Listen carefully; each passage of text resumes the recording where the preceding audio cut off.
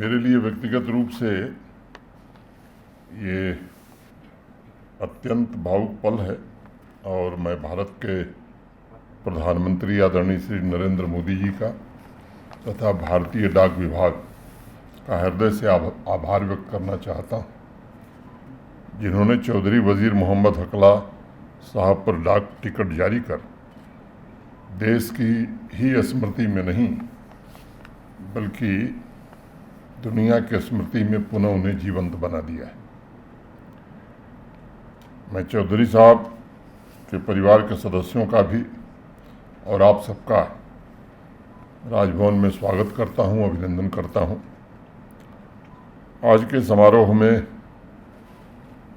आप सबको बधाई भी देता हूं। देश के लगभग हर हिस्से में सार्वजनिक जीवन, सामाजिक सेवा और साहित्य से जुड़ी पुरानी पीढ़ी चौधरी वजीर मोहम्मद साहब के व्यक्तित्व से परिचित है। राजनीति, समाज सेवा, साहित्य, भाषा, सांस्कृतिक उत्थान, वंचित वर्गों का सशक्तिकरण, यानी एक राष्ट्र और समाज के जीवन के जितने भी पहलू हैं उन सभी पर चौधरी साहब ने अपनी एक अमिट छाप छोड़ी है। उर्दू शायरी के उस्ताद मिर्जा गालिब ने प्रदीप खन्ना साहब को सुन के मुझे याद आया, एक बार तकी मीर साहब की महानता को स्वीकार करते हुए कभी लिखा था कि रेखते कि तुम ही उस्ताद नहीं हो गालिब, कहते हैं अगले जमाने में मीर भी था। और बाद में उर्दू के ही शायर जौक को भी ये कहना पड़ा कि न हुआ मीर का अंदाज नसीब, जौक यारों ने बहुत जोर गज़ल में मारा। इसीलिए मैं समझता हूँ कि चौधरी वजीर मोहम्मद साहब भारत माता के सच्चे सपूत होने के साथ साथ सार्वजनिक जीवन और समाज सेवा के क्षेत्र के मीर तकी मीर थे। अगस्त 1977 में देहावसान के पहले लंबे समय तक, कई दशकों तक चौधरी साहब का जमाना ऐसा था, उनके सामाजिक और राजनीतिक विचार सार्वजनिक जीवन से जुड़े लोगों के लिए दिशा निर्देश की तरह काम करते थे। उस दौर में जो लोग व्यक्तिगत रूप से उनसे नहीं मिल पाए थे, वो अभी जनजातियों के उत्थान, कमजोर वर्गों के उत्थान और विशेष रूप से देश के गुर्जर समुदाय की एकता के लिए उनके संघर्ष से वाकिफ थे। उनके कर्मठ और त्यागपूर्ण सार्वजनिक जीवन की अनेक उपलब्धियां हैं, लेकिन मैं मानता हूं कि चौधरी साहब का जो सबसे बड़ा योगदान धर्म और उपासना पद्धति से परे जाकर देश भर के गुर्जर समुदाय, चाहे वो हिंदू हों, मुसलमान हों, सिख हों, जैन हों, उन्हें इकट्ठा करना था। और केवल जातीय समूह के लिए इकट्ठा नहीं करना था, बल्कि देश के सम्मान के लिए इकट्ठा करना था। उनका नेतृत्व और मार्गदर्शन सिर्फ पुंछ तक सीमित नहीं था। और ये कहना कि पुंछ के लाल, मैं समझता हूँ ये छोटा होगा उनके कद को करना, वो भारत माता के लाल थे। उनकी दूरदर्शिता की चर्चा गुजरात हो, महाराष्ट्र हो, मध्य प्रदेश हो, राजस्थान हो, पंजाब हो, हिमाचल प्रदेश हो और दिल्ली हो, हर जगह होती है। जम्मू कश्मीर के गुर्जर बकरवाल के अलावा यहाँ के बाकी समाज के लोगों के मन में भी, दिल में भी जो आदर था उनके लिए, वो उनके व्यक्तित्व को बिल्कुल अलग बनाता है। देश के दूसरे हिस्सों में रह रहे हिंदू, सिख, गुर्जर और वंचित वर्गों के उत्थान के लिए भी उन्होंने जीवन पर्यंत आंदोलन किया। उनके गरिमापूर्ण सम्मानजनक जीवन के लिए अथक प्रयत्न किया। मेरे पूर्व भी बताया लोगों ने कि 1965, 68 और 73 में आयोजित अखिल भारतीय गुर्जर महासभा की बैठक में उन्होंने आदिवासी और वंचित वर्ग केंद्रित नीतियों और कार्यान्वयन की मांग और प्रस्ताव उस सभा में रखा था। उस दौरान अपने विचारों एवं लेखनी से वो निरंतर गोजरी भाषा के संरक्षण और प्रसार के लिए भी कार्य करते रहे। उनके मन में परोपकार एवं सामाजिक नैतिक मूल्यों के प्रति जो दृढ़ता थी, उसने राष्ट्रीयता की भावना को और मजबूत बनाया। इब्तिसाम चौधरी साहब का मैंने एक लेख पढ़ा था जिसमें उन्होंने लिखा था 1958 में जब गुर्जर समुदाय को हिमाचल में जनजाति का दर्जा प्रदान किया गया था, तब चौधरी साहब स्वयं एक सम्मेलन में भाग लेने गए थे और जम्मू कश्मीर में गुर्जर बकरवाल समुदाय के लिए आदिवासी दर्जा प्राप्त हो, इसकी मांग राष्ट्रीय स्तर पर उन्होंने रखा और उनके उत्थान के लिए शानदार नेतृत्व भी प्रदान किया। मैं मानता हूं कि चौधरी साहब के प्रयासों का ही परिणाम था कि 1965 में देश भर के हिंदू, मुस्लिम, सिख, गुर्जर समुदाय ने जम्मू कश्मीर के गुर्जर बकरवाल समुदाय के आदिवासी स्टेटस की डिमांड को अपना समर्थन दिया था। चौधरी साहब के संघर्ष का ही परिणाम था कि देह त्यागने के 14 वर्ष बाद अंततः 1991 में गुर्जर बकरवाल लोगों को ट्राइबल का दर्जा दिया गया। ये सच है कि ट्राइबल दर्जा मिलने के बावजूद संविधान के तहत जो लाभ और जो ताकत समुदाय को मिलनी चाहिए थी, वो कहीं न कहीं नहीं मिल पा रही थी। मैं किसी को दोष नहीं दूंगा, लेकिन मुझे लगता है कि इस पर जरूर कभी समय विचार करेगा और मैं कह सकता हूं कि क्यों और कैसे ये हुआ, ये शोध का विषय है, रिसर्च का विषय है। वंचित समाज के वंचित लोग, चाहे वो किसी भी धर्म से हों, किसी जाति से हों, मैं समझता हूं कि शासन का ये दायित्व होता है कि ऐसे लोगों को मुख्य धारा में लाने के लिए प्रयत्न किया जाए। ये मेरा कोई व्यक्तिगत या राजनीतिक ओपिनियन नहीं है, बल्कि इतिहास की एक सच्ची कड़वाई है, एक कड़वी सच्चाई है। गुर्जर बकरवाल समुदाय के बुजुर्ग इस बात से वाकिफ़ हैं कि देश की संसद के द्वारा दिए गए जो कानून थे, किन परिस्थितियों में यहाँ लागू नहीं हो पा रहे थे, क्यों इससे वंचित रखा गया।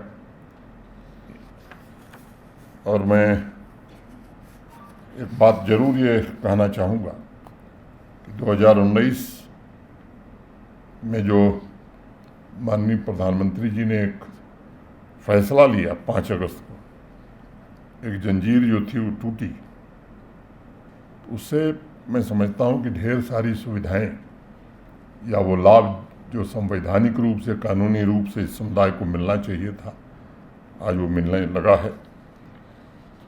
और जो कुछ हुआ है, मैं समय नहीं है कि मैं उस पर बहुत विस्तार से जाऊं। कल ही बजट जो देश का प्रस्तुत हुआ है, भारत सरकार ने जिन 9 प्राथमिकताओं को देश के सामने रखा, उसमें प्रधानमंत्री जनजातीय उन्नत ग्राम अभियान ये सर्वोच्च 9 प्राथमिकताओं में शामिल है, जो आदिवासी बहुल गांवों और आकांक्षी जिलों के आदिवासी परिवारों के सामाजिक आर्थिक उत्थान के लिए भविष्य में डेडिकेटेड तरीके से काम करेगा। मुझे कम उदाहरण मिले हैं, मैं भी मोटे तौर पर लंबे समय से सामाजिक जीवन में हूँ, कि देश का प्रधानमंत्री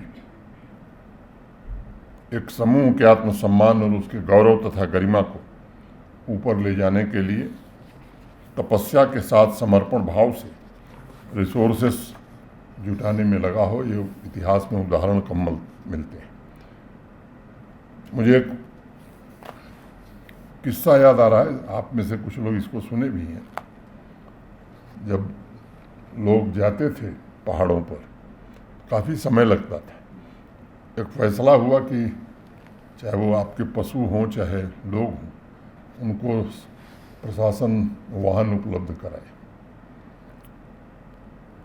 तो जब स्टेट ट्रांसपोर्ट कॉरपोरेशन की बस जा रही थी, उस पर इसी समुदाय के लोग थे।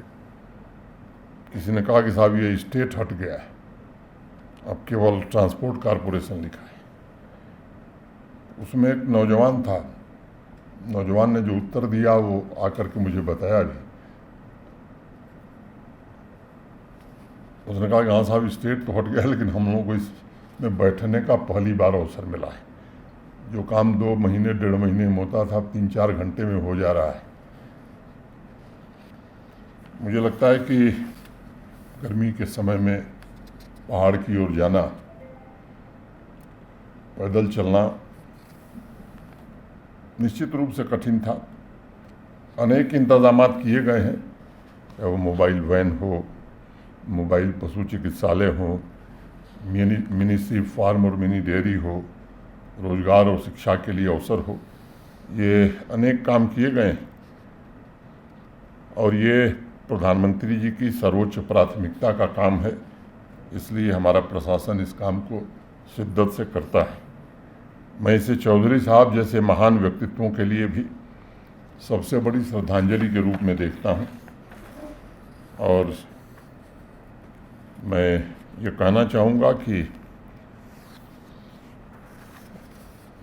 जहाँ तक हम पहुँचे हैं, अभी लंबा रास्ता तय करना है।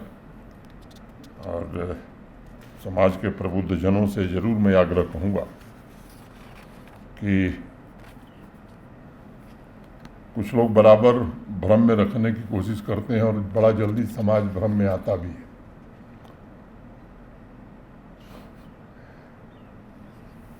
कई मुखौटे लेकर के लोग चलते हैं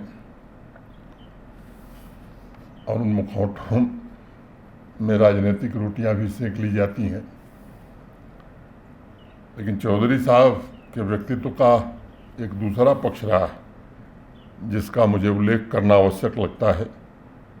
चौधरी साहब ने गुर्जर बकरवाल समुदाय को भारत की सुरक्षा प्रणाली का प्रमुख अंग बनाने में भी सबसे बड़ा योगदान किया। दुर्गम पहाड़ियों की गोद में पलने वाले ये वीर आदिवासी परिवार भारतीय सेना की आंख और कान बन गए थे। इतिहास साक्षी है कि शक्ति, शौर्य और समर्पण का प्रतीक ये समुदाय, ये भारत माता की रक्षा को सदैव सर्वोपरि रखा। भारत के इतिहास में भी ये जिक्र बराबर रहेगा कि 60 के दशक में पड़ोसी मुल्क की नापाक हरकतों का मुंहतोड़ जवाब देने के लिए चौधरी साहब ने केंद्र सरकार से अनुरोध किया था कि भारतीय सेना में गुर्जर रेजिमेंट अलग से बनाई जाए। सामाजिक स्तर पर भी वह समुदाय के नौजवानों को भारतीय सेना के अभिन्न अंग के रूप में कार्य करने के लिए सदैव प्रेरित करते रहे।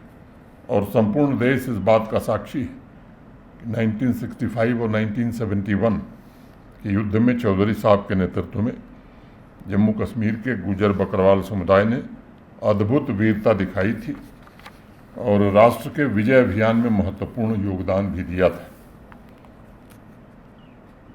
आज एक बार फिर से आतंकवादी मुल्क पाकिस्तान जम्मू संभाग में शांति भंग करने का कुत्सित प्रयास कर रहा है, तरक्की की गति को रोकना चाहता है। पुंछ राजौरी से लेकर कठुआ, रियासी, डोडा में जो लोग अपना उज्जवल भविष्य निर्माण करना चाहते हैं, उनके परिवारों को निशाना बनाया जा रहा है। मैं आप सबसे ज़रूर निवेदन करूंगा कि आतंकवाद के खिलाफ अगर वास्तव में हम इस कार्यक्रम में सच्ची श्रद्धांजलि दे सकते हैं चौधरी साहब को, तो आतंकवाद के खिलाफ मुट्ठी बांध कर एक साथ खड़ा होना ये वक्त की ज़रूरत है। गुर्जर बकरवाल बॉर्डर पर फर्स्ट लाइन ऑफ डिफेंस माने जाते रहे हैं और इसलिए मैं अनुरोध करूंगा कि सुरक्षा एजेंसियों को सही सूचना मिले, ड्रग नेटवर्क कैसे नेस्तनाबूद हो, इसमें भी आपकी मदद की ज़रूरत है। आतंक और ड्रग स्मगलिंग के नेटवर्क को जो सपोर्ट कर रहे हैं वो किसी कौम और किसी जात के नहीं। अगर ऐसे लोगों के खिलाफ कार्रवाई होती है तो मैं समझता हूँ इसका स्वागत होना चाहिए। हमारे समुदाय का है, हमारी जाति का है, हमारे धर्म का है। जब ये बात खड़ी होती है तो कठिनाई निश्चित रूप से पैदा होती है। आप सभी इस बात को हमेशा याद रखें कि पाकिस्तानी आतंकवादियों द्वारा किए गए रक्त के एक एक बूंद का हिसाब होगा और ज़रूर होगा और ठीक से होगा। मैं एक बार फिर से चौधरी वजीर मोहम्मद साहब हकला जी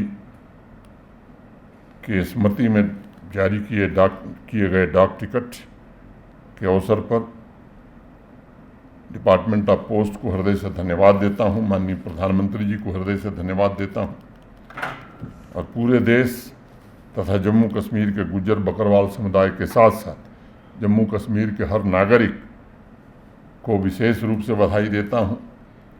उनके परिवारजनों को बधाई देने की औपचारिकता पूरी करता हूं, क्योंकि वो ऐसे लोग किसी परिवार के नहीं होते हैं, वो देश के होते हैं।